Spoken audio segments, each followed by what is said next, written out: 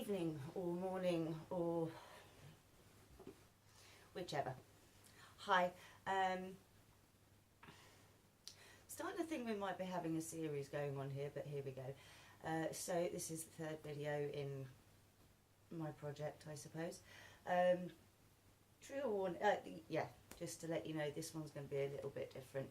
Trigger warning before we go any further. If you'd like a trigger warning, this was your trigger warning. Please enjoy. If not, piss off. Right, and on we go. So I said I was interested in, obviously I saw the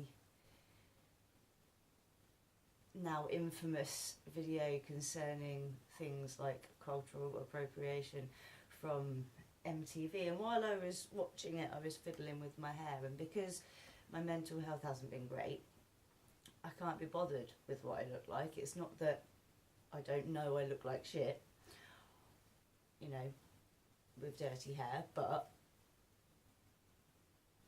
it was like the least of my worries. I have an extremely intense situation going on. It's one of those this too will pass, or this too shall pass type things, but it is something that's really difficult. So fuck it. My hair doesn't need to look good. Fuck it. Sorry, fuck it. So as I was watching that infamous video, don't even want to say it, I was fiddling with my hair, wondering just how bad it was. Initially, because I was scared that if anyone saw it in that state, I'd be accused of cultural appropriation. And then I thought about it from a different point of view, which is what I tend to do. And that was, I didn't intend to end up with dreadlocks in my hair. That was kind of something I was worried about when I decided I couldn't be bothered to bother. And I was embarrassed and worried about what people might say. And then I thought about it again, and I thought, well, if I haven't done this on purpose, then there is absolutely no way that it fits the cultural appropriation motif. And, you know, it's pretty fair to say, my hair, let's see if I can, right, can I do this? There we go.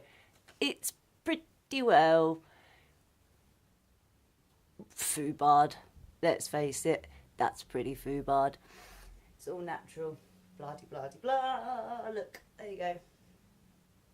So, goodbye cultural appropriation. That's that one done. The other part of that is the fact that at the end of the day, I don't even need to check. If you look up the term cultured, that a person is, that one is a cultured person, then that, to meet that definition, it requires that the individual concerned has been exposed in some way, shape or form to a variety of different cultures.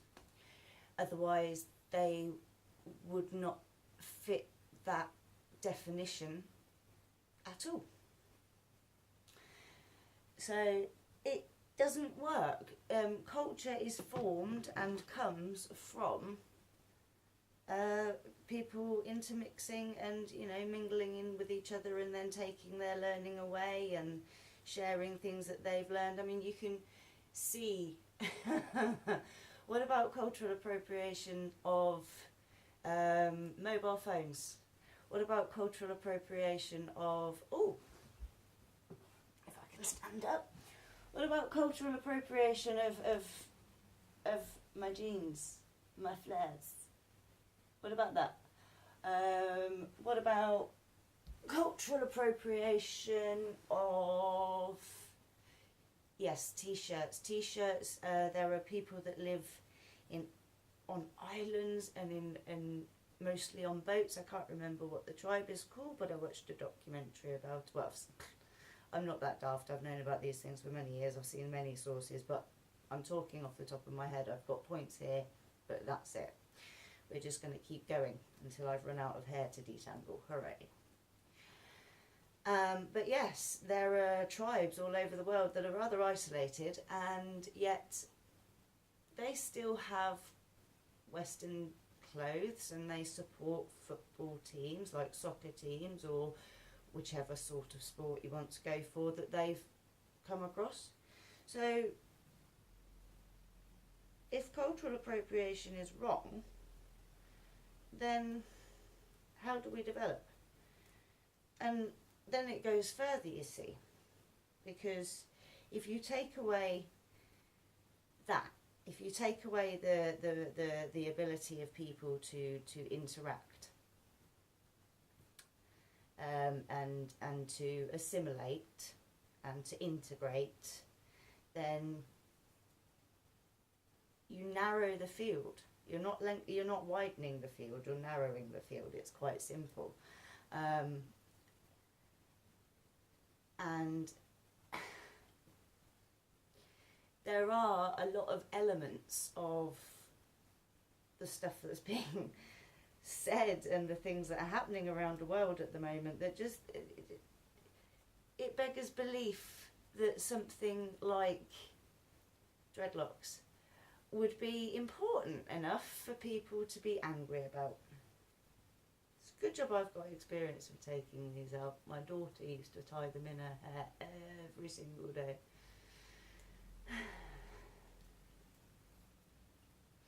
Cheeky monkey.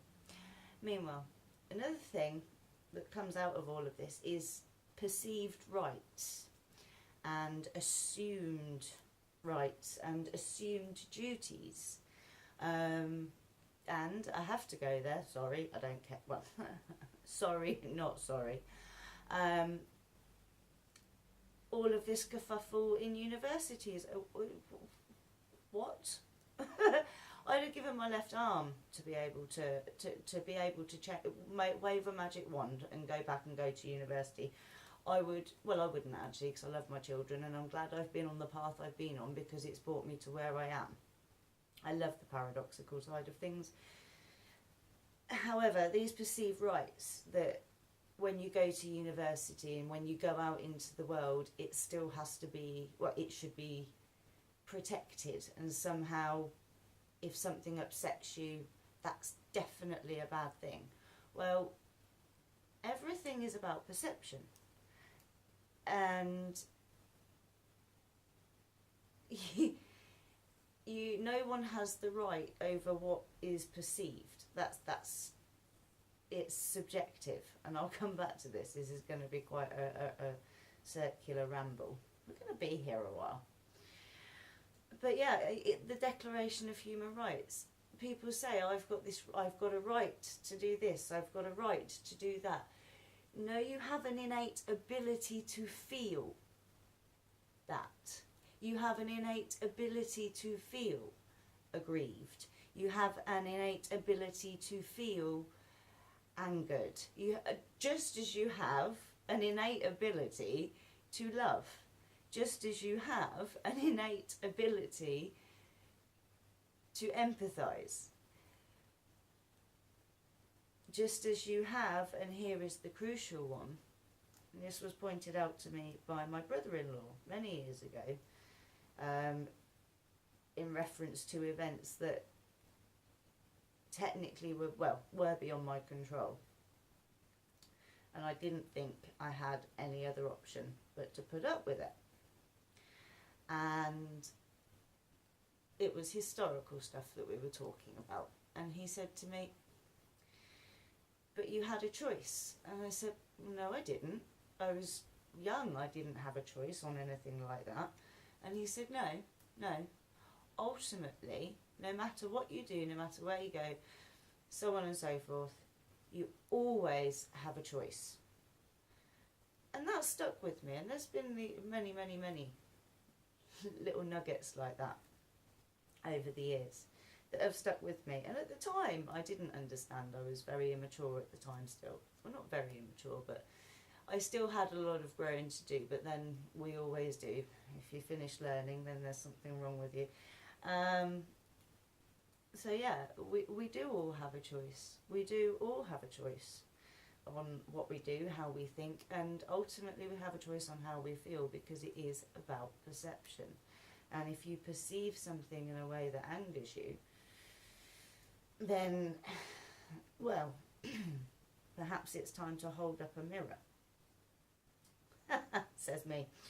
I love irony, can you tell? And yeah, so Declaration of Human Rights, go and read it. Go and read the previous version, because it's been updated in recent time.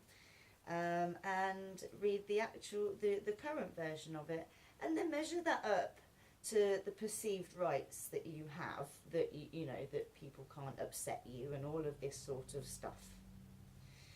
Because being a little bit upset doesn't necessarily mean unsafe.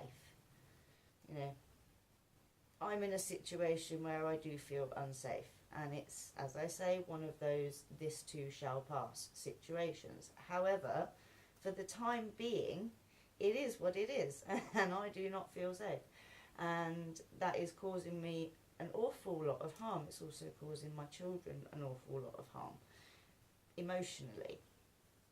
As I've said before, we'll get it together. We'll get it together. We'll get through it together. They are my everything.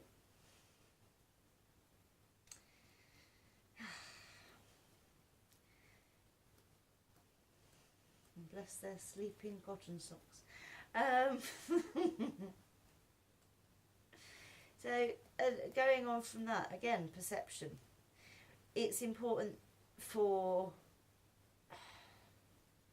as a society, I feel it's important that we need to adjust perceptions quite a bit. A lot of this stuff, a lot of this conflict, and I'm not talking about global conflict necessarily, but it would certainly apply in some instances. But it's the importance of adjusting perceptions. And the prime example that I can give you is the victim and perpetrator validity example. You know, you must be believed. Being heard is a very separate issue from being believed. One example, as I say, is this current culture of, oh, you know, if someone says something has happened to them, then you must believe them. Well, I can tell you firsthand that there are lots of situations where that doesn't happen, because in the past it's been assumed to be correct, or because there just isn't enough evidence and things like that to go by. And that's, you know, it is what it is. We can't right every single wrong in the world, because if we did, we'd have finished learning. We'd have nothing left to live for. There'd be nothing to strive for. And it is a commonly, well, it is a core,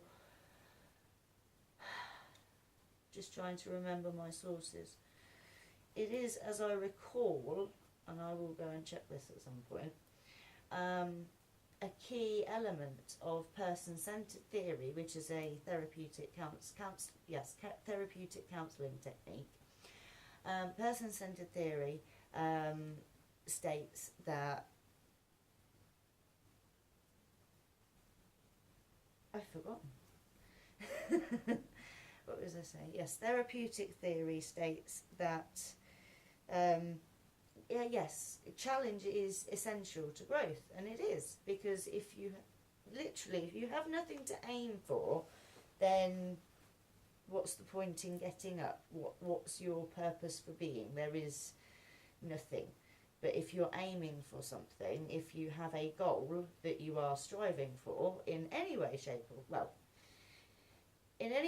or form, provided it does not harm others, is my thing. I am very big on the whole, you know, let's not hurt each other, because there's enough of that going on already, so let's just talk it out instead. That's much more my my cup of tea.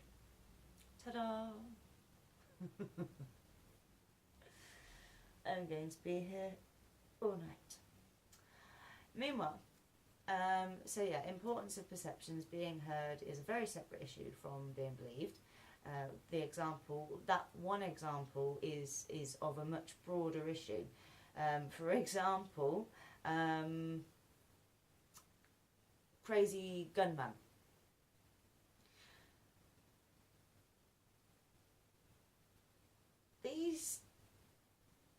The application of crazy gunman to, you know, lone guy walks into a building, shoots up however many people, it doesn't actually matter